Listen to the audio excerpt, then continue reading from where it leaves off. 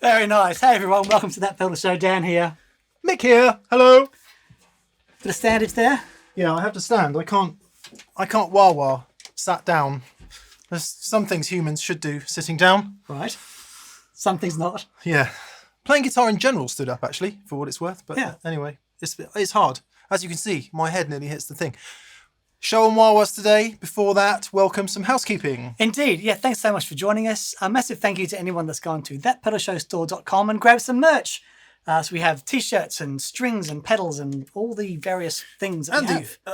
Indeed. It just so happens that this lovely guitar strap that I'm using is for sale at thatpedalshowstore.com.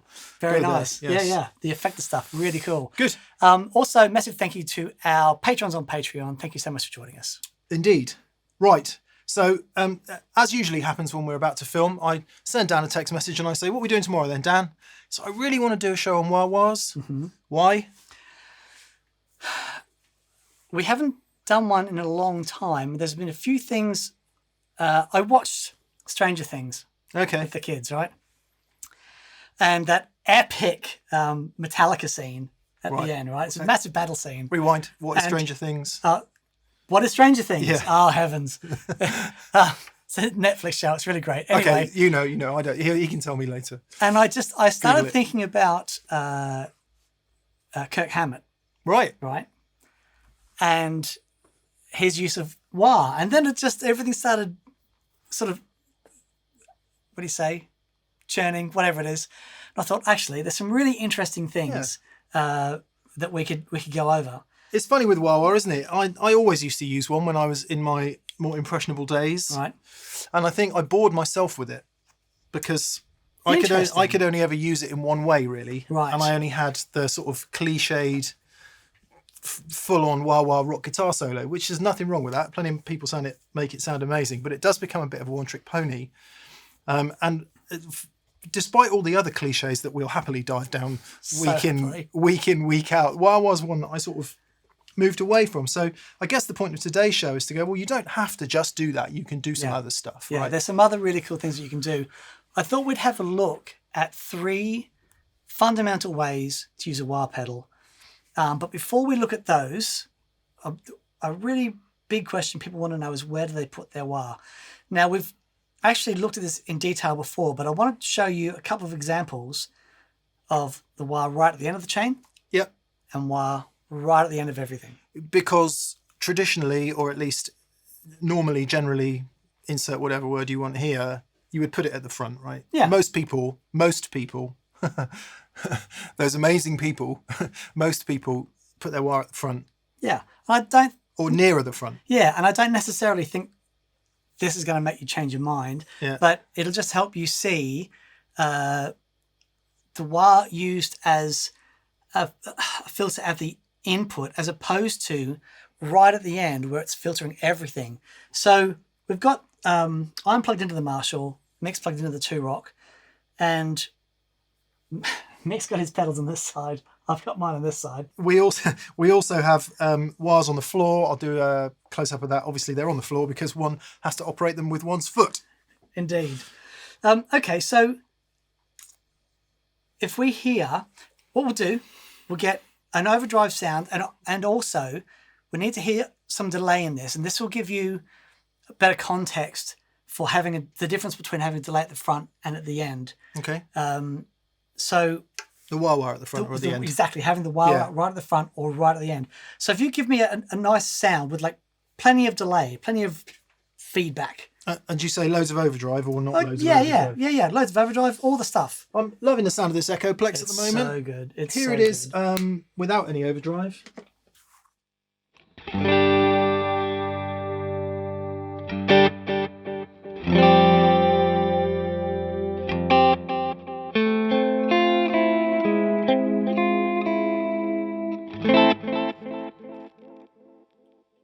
Beautiful. It's quite a lot of age, actually. I'm just going to dial that back a bit.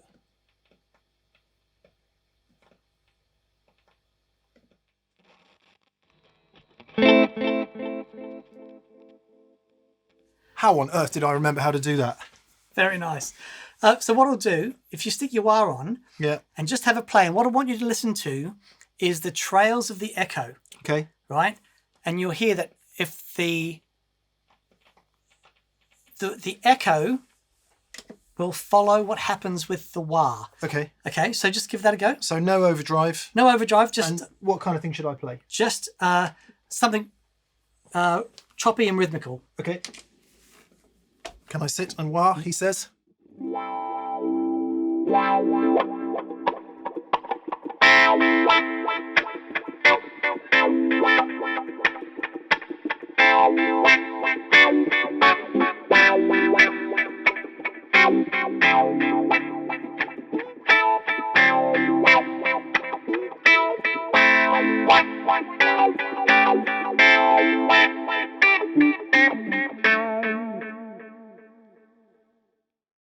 So the delay is actually really hard to do. The delay is following the wah. Yeah. Okay.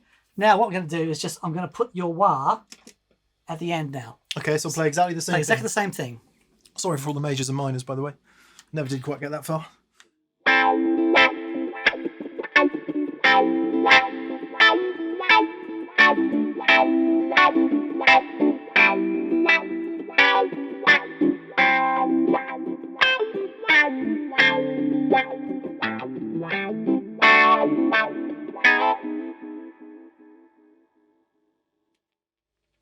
I'm finding it harder to play that way around.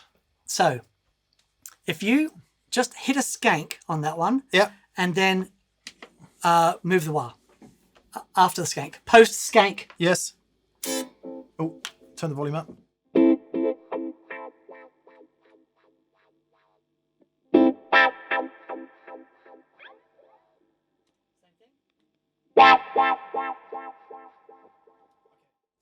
So when you run the wah first, it only gets what you wah. It only gets what goes into it at that second, yes. Right? But with the wah at the end, it becomes a master filter. Right. All right. So you can have like a really full-on. If I have loads of echo and loads of drive. Oh, he gets all the fun.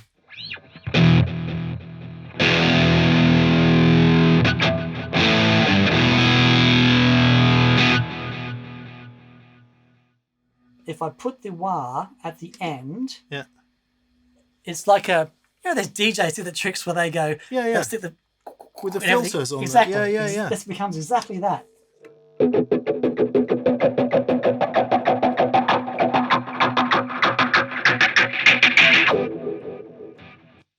So just like a master filter at the end of everything, and it can be really, really cool. It can be really cool. I like the wah right at the front. Yeah. Because it's traditionally that's what you get, but it's just an idea. Yeah. So you have it in your head that you can put it in other places in the chain. And if you want to watch previous videos that we've done on wahs, we haven't done many, but we have done a couple. We also do it before and after overdrive. It's worth trying just to see if you prefer one or the other. Indeed. But in sort of standard usage for whatever that means, it usually comes before everything. Fuzz is the difficult one. We've done a whole other video on that. Incidentally, when we hear the fuzz tones today, is the fuzz after or before the wah? Before. Yeah. Yeah. Yes. Unless we put it at the end like then. But for all the fuzz, for everything else we're going to do today, the wah's going to be right at the front. Yeah. So wah, fuzz. Fuzz, indeed. Yeah, that's how I've always done it. Yeah, great. Cool. So thing one then. Thing one, we're going to look at rhythmical use of the wah pedal. So I had a really interesting conversation with Del Casher many years ago. And Del was working at the Vox with Brad Plunkett when all that was going on. The Thomas Organ Company. Yeah. And they were designing like a sweepable mid-range for one of their amps. And Del heard that and said, that's a separate thing. That's put that in a pedal. I think they tested it with the guitar to see if it worked. Mm-hmm. And they're like, that's amazing. Let's put that in a pedal. The head of Vox, whoever it was, said, we'll stick a trumpet in front of it because it sounds like a trumpet mute. And Del said, well, if you're going to use it on trumpet, get Clyde McCoy. And that's how you get the Clyde McCoy wah. Yeah. Right? So a trumpet player, not a guitar player. Indeed. Yeah, and actually, because you sent me on that interview. I did. I interviewed Roger Mayer and Del Casher that day. That was amazing. So anyway, so if you imagine when they first conceived of this, it was Del had conceived it like a trumpet mute. And then he saw Jimi Hendrix and it really shocked him because he never envisaged the wah pedal used like that. And so what Hendrix did was use it as like a rhythmical, almost a percussion thing, which I'll get you to demonstrate if you don't mind. Okay.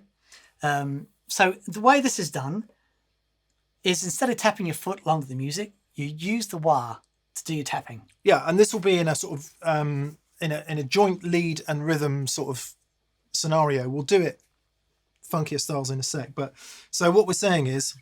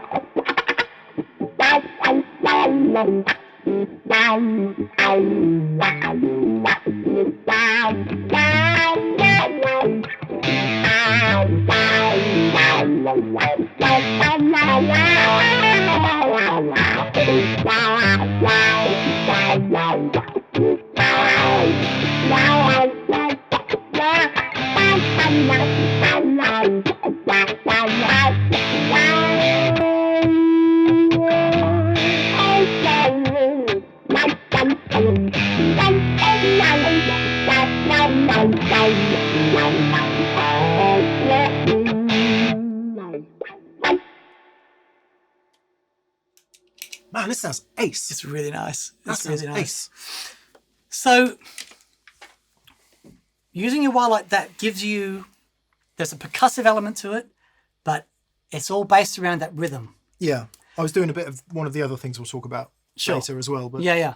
But it's, if you've got a groove, so there's a toughness to it, and it locks everything in. It's really, really great. Yeah, if you're playing sort of any blues rock type stuff and you just whack the rhythm with a wah wah, it does give it that different edge. And then of course we step solely into the funk element, which of course is where it's used as well. Gives a bit of that, Dan.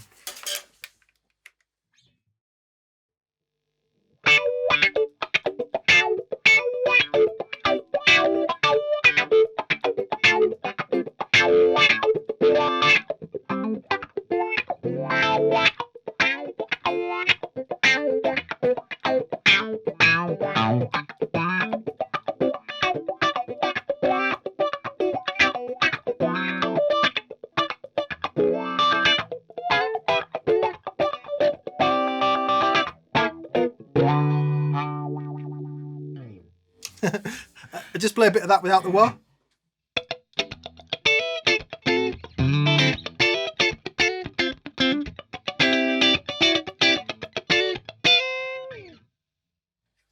It's such a great that middle position on a telly playing that stuff is just. It's really great. Sorry, as a slight aside. But what the wah will do is accentuate that. Yeah. On that, as you're using that rhythm, it'll accentuate that. And it's really interesting because I used to play funk stuff in Sydney. I was never really great at it. There were some really good guys though in Sydney at the time who were amazing. And what I learned was that if you've got a clean dynamic sound and you're going to do that stuff, you've got to be on it. Oh God, yeah. Because everything is so percussive, but the wah, as long as you're wiring in time, it'll actually cover up a multitude of things. It's really interesting. I think we've all heard that, haven't we? Yeah. It's almost like an instant ass shaker, isn't it? The minute you hear it, the minute it becomes slightly funkier than it was before. So we all know that about the wah, don't we? That's kind of probably where we've heard it most. Yeah. So we're all there with that one. The second one I wanted to talk about was using it as almost like a faux talk box expression thing. Joe Satriani's great at this. Let's have a listen to Surfing with the Alien. It's all over that. Kirk Hammett. Back to Kirk. All roads lead to Kirk. So what I thought we'd do, I think, so when we were having that mucking around the intro, that's pretty much what I was doing, just using a little bit of inflection as opposed to using it rhythmically. But what I thought we'd do, I want to set up a really massive, like, heavier tone. Okay. Right? What I want you to do is set up a solo sound and play, and then in the middle of it, just kick the wah on. Okay. Without changing the volume of what you're doing. Just to kick the wah on. For all the humbucker people, I'll switch over to some humbuckers. That's actually, I might join you. Groovy? I think so. Okay. Give us a clue. Right, so I'm going to be doing something a bit silly.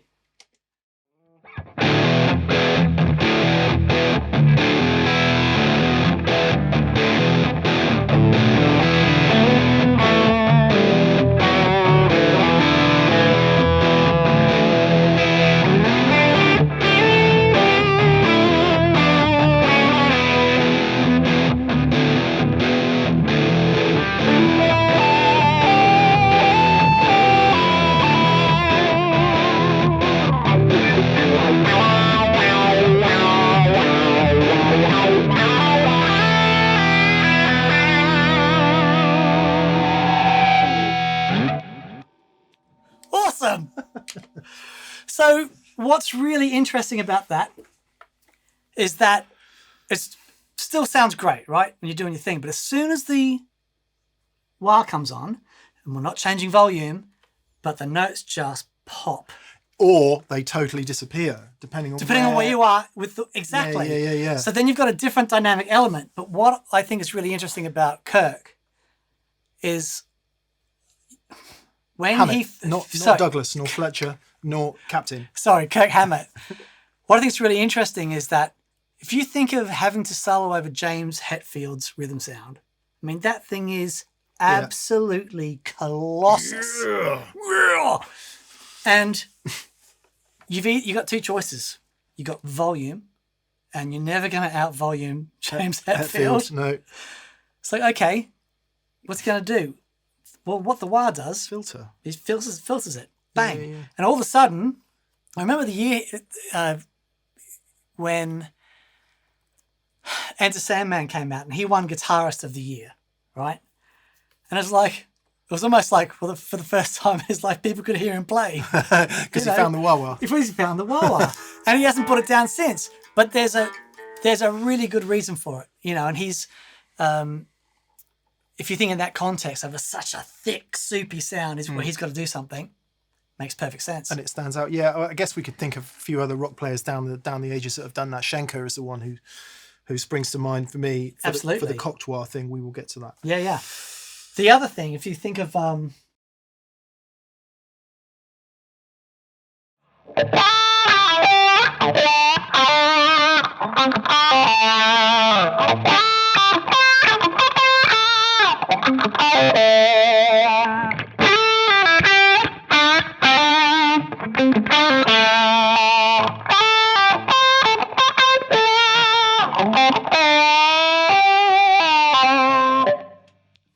But that's when you hear Jay Satriani use his wah like that. He's using it as like that vocal thing, you know, and it's so flippin' effective. Yeah. You know, if you're playing melodic lines, as opposed to if he was doing the same thing but using it rhythmically.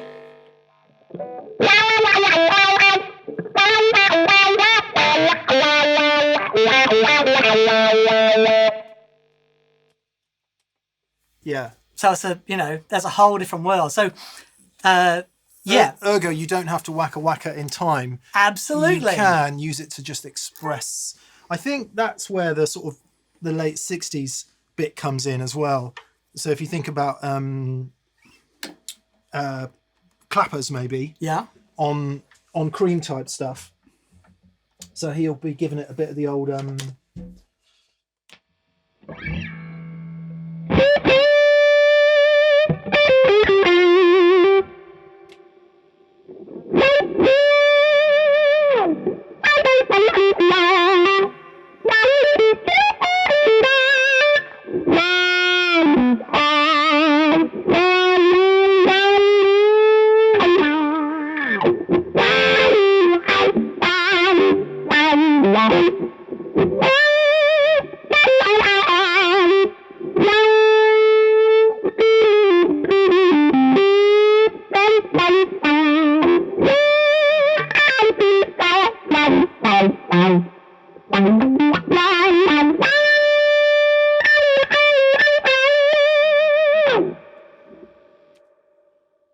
That's so good. It is so good. It is such a great sound. Why don't I use a wah-wah anymore, Dan? I love it. It's, So, and that was almost like a mixture of the two, right? Yeah. The elements, there was a rhythmical thing, but then it was just that filter thing. So because that, I mean, it's the original expression pedal, isn't it? there you go. That is exactly what it is. Yeah. Okay. So, who else in that expressive thing? So, you know, guys like Wah Wah Watson. Got to talk about Wah Wah Watson. Guys like Wah Wah Watson. Sorry, there are no guys like Wah Wah Watson. Wah Wah Watson. If you don't know who Wah Wah Watson is, I think Melvin was his actual name. And Watson wasn't his surname either. Anyway, absolutely over so many classic recordings. In fact, rather than get it wrong, I'm going to read some out. Here are some of the tunes that Melvin either Raggin or Reagan played on. He died in 2018. May he rest in peace. Here's some of the songs he played on. Let's go with let's see. We need to do one of those Star Wars things over the. Well, you know, list them all and do a Star Wars thing. Bunch of George Benson stuff. Blondie, Auto American. Donald Byrd, Thank You. Cher, Take Me Home. The Four Tops. Marvin Gaye, Let's Get It On. That'll do. Gloria Gaynor, I Will Survive. There was another couple of massive ones here. He played on Off the Wall by Jacko. He played on Bad by Jacko. He played on ABC by the Jackson 5. He played a lot with Quincy Jones. He did. Herbie Hancock he played with. So Herbie Hancock is the one for me when he played with the Headhunters. Yeah. Etc. etc. Martha Reeves, Rose Royce, Boz Scaggs, The Temptations. I mean, he sort of wrote the book, didn't he? He did. I mean, he may well have written the book, actually. I don't know. So he was a masterful use of filters, including phasers. Right. And I've thrown a phaser on here just so that you can hear the difference in sound with a phaser. And he would often use them at the same time. Because what we've done so far is largely, I mean, yes, we've done the choppy rhythm thing, but we've talked about playing rhythmically with the wah-wah chopping away and doing the expressive lead thing. I think what Wah Wah Watson did was set up a whole atmosphere school of atmosphere playing with the wah-wah, which could be, you know, buried in rhythm parts and all of that. It wasn't necessarily about screaming lead. No. Or chopping away on funk. That's right. He was. So he also used to use synthesizers a lot. Oh wow! And like he was like really experimental musician, truly fascinating guy. But he would do things like just tune this up.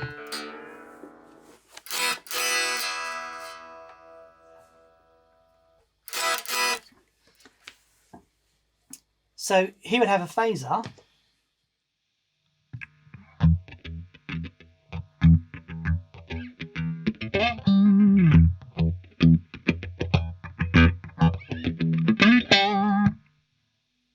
And over the phaser,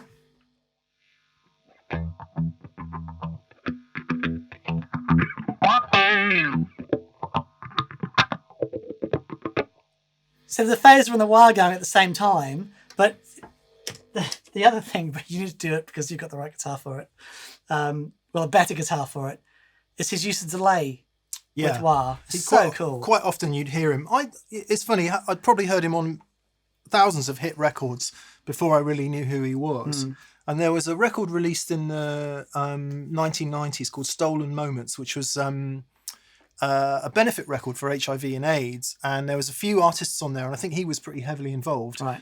And I think he gets mentioned in a couple of the tracks. And that's where I first kind of heard him doing his thing and realised that it was him. Right. And that use of delay, I mean, neither me nor Dan is going to play like Wah Wah Watson, but the point is, if you approach it like this, you can start to get some of the texture. So you set up a delay sound, which would be like that kind of speed.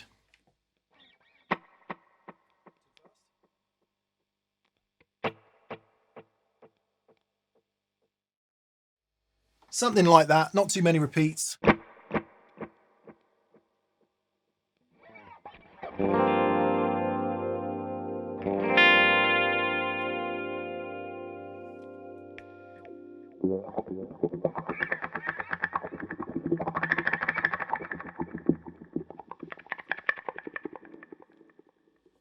You'll hear that on all kinds of records that it's we played so on. cool. But then what that enables you to do is sustain some chords like I was doing over the intro.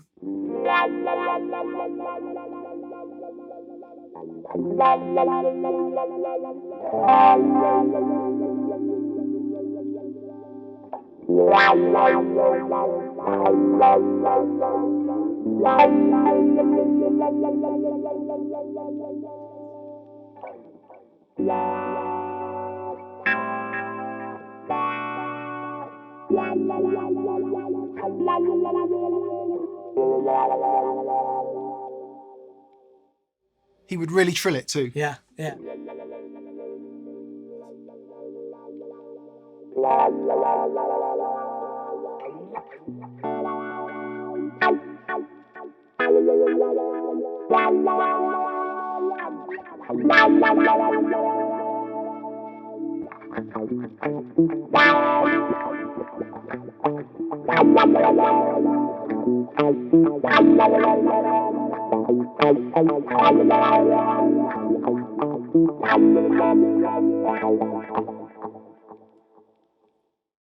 It's very badly attempting to mix the two.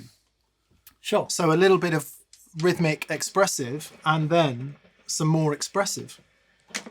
But that with the delay, it's a fantastic.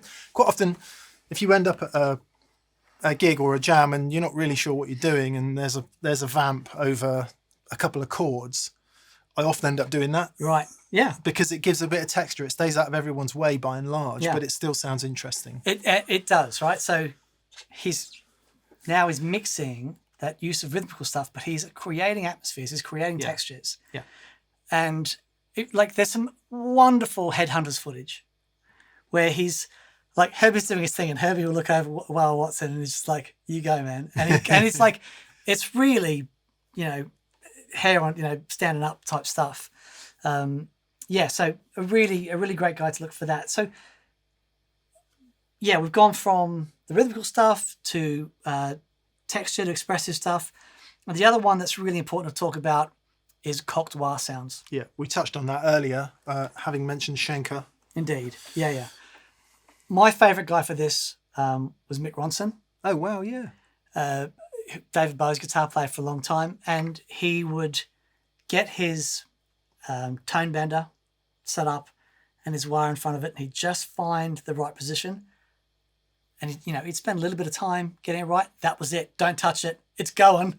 And that was his sound for the whole gig. Awesome. Yeah. Do I get to play some rock rhythm guitar in a minute, Dan? Absolutely. Absolutely. So if I get the treble booster going, And seeing as it's a Mick Ronson, I need to grab a Les Paul for this. Okay, Les Paul, Marshall, Choo-Choo, and Vox Wah pedal. Now, I'm not exactly sure. I mean, I think he most of the time had it before, but we can try both. Yeah, I've definitely seen at least one picture with the wah wah after the tone bender. So okay, we'll do it both because that in itself is interesting. Sure. So here is the sound of the tone bender into the Marshall.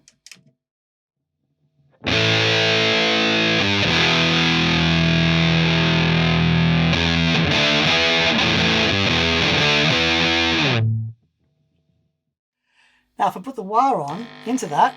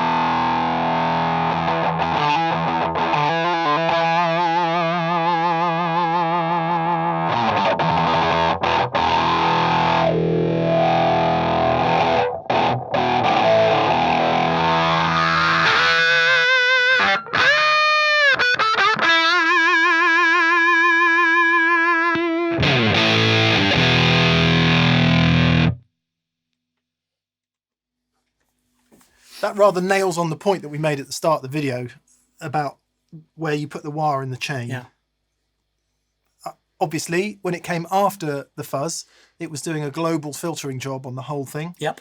But when it's before the fuzz, it's just filtering before it hits the fuzz, and the fuzz is then the dominant effect. And the fuzz is just so massive anyway. You know, it doesn't really care what's going into it. Yeah, yeah. It's like, I'll take you and I'm going to make you massive. Yeah. So, but you can hear it just tightens up that bottom end. And I mean, you know, Michael Schenker, another really great example of cocked wah. I mean, I'm just going to do it with using I've got the Jam Wahcko Wah on the floor. I'll just put overdrive on instead of fuzz. Okay. That overdrive sound we had before was pretty glorious. So,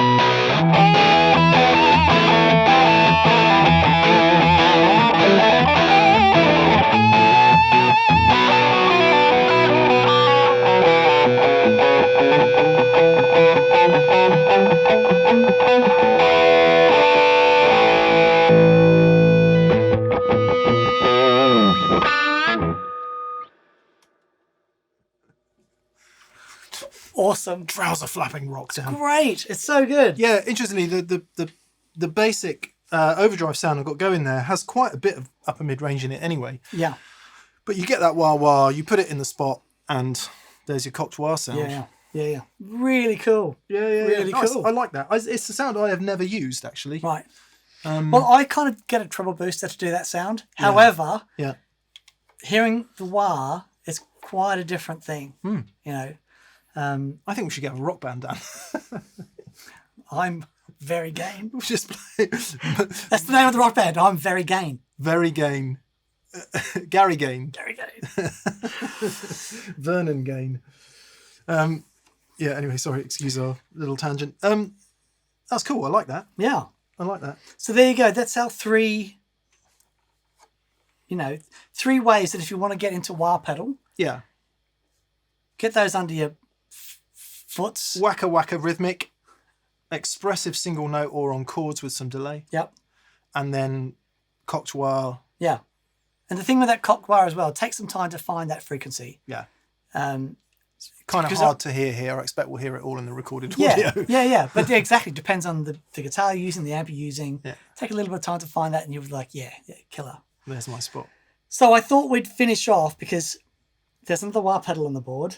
One thing that whenever we mention wah, guarantee you every single time in the comments, someone will say, can you guys do Seagulls? So I think it was on Animals, which is the Pink Floyd album. Echoes. David Gilmour. David Gilmour. Yeah. Right. So the story goes, David Gilmour was, from memory, if you look at the Pompeii footage, he's using an old boomerang wah pedal, and the input and output is on the opposite side. Anyway, his tech set up everything up for him. He jumps on it, and this absolute god-awful noise just, destroys everything. Cacophonous mess.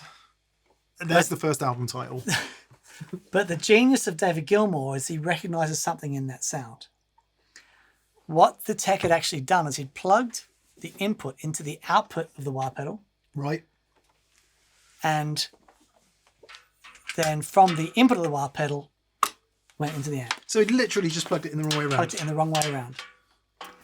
So what happens to your wah pedal, your standard old 2-transistor sort of low impedance wah pedal, if you turn it around the wrong way, basically the inductance of the coil turns that circuit into an oscillator. Ah. So when this happens, this means nothing. Yeah. Right? No point. That's good, actually. Yeah. Yeah. There's nothing you can do with that. I can see the advantages in that. So what I want you to do, I want you to turn the volume all the way down. I've chosen this guitar because all the volume and tone controls work, where in most of my other guitars they're a little bit not worky. Right. At the moment. So let's get, first of all, we need some echo on this, right? So okay. Just give me a little bit of...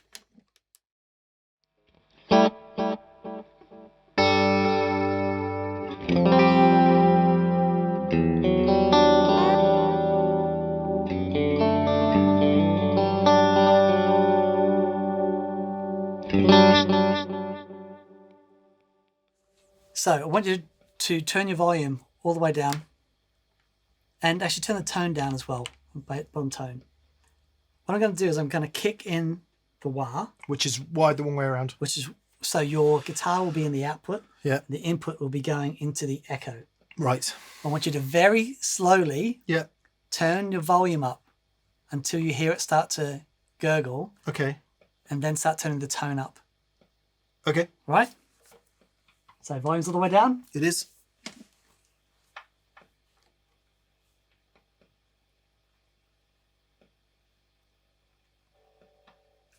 Just going to turn the tone up.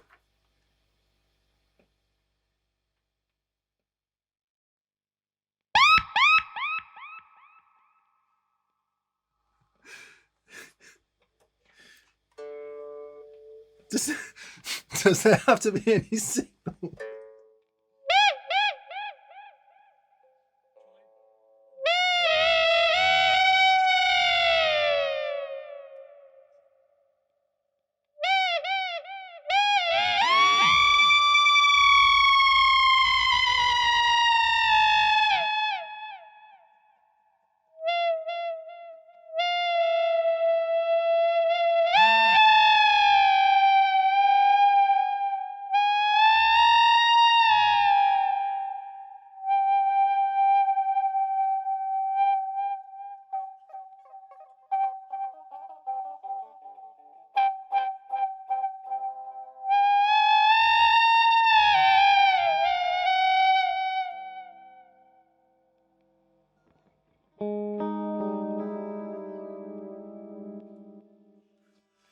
Man, that's bonkers. Yeah. And it's like, take your head off, right? Because suddenly... Well, I thought nothing was happening, so I thought, well, what we'll do is turn it up. All the way up. Yeah, yeah. Awesome. Yeah. Interesting. The only other seagull I know is this one. Oh, it's very good. Hang on, hang on.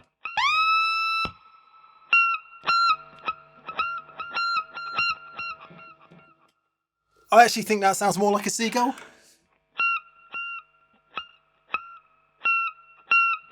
Look out for your chips, mate. Here comes. Okay, so Gilmour being, you know, unbelievably creative and brilliant as he is, he managed to turn that into something usable. Absolutely. Good Amazing. luck is my advice with that. Yeah. That's very hard to tune. Yeah. But kind of cool. It's very cool. But again, it's the same thing. Like, Jam have done a pedal, by the way, called the Seagull, which makes the sound without you having to do all of that. Yeah. What's interesting, though, is it needs to be a vintage style wah pedal. Because if you get that going, what I'll do, I'm going to turn the buffer on the wah. More. Yeah. There you go. Awesome. So, can I have some overdrive this time? you really? Okay. Yeah, why not? All Let's see what that does. Right. I'll just turn the tone up. You think it's not going to happen? Here we go.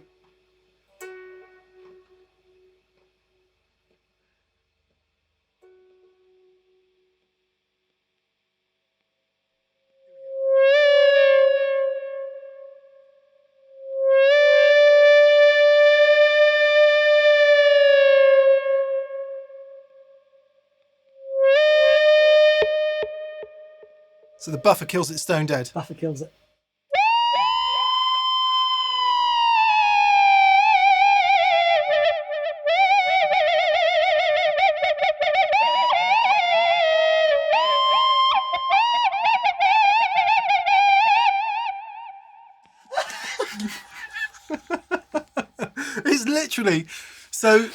It's literally like nothing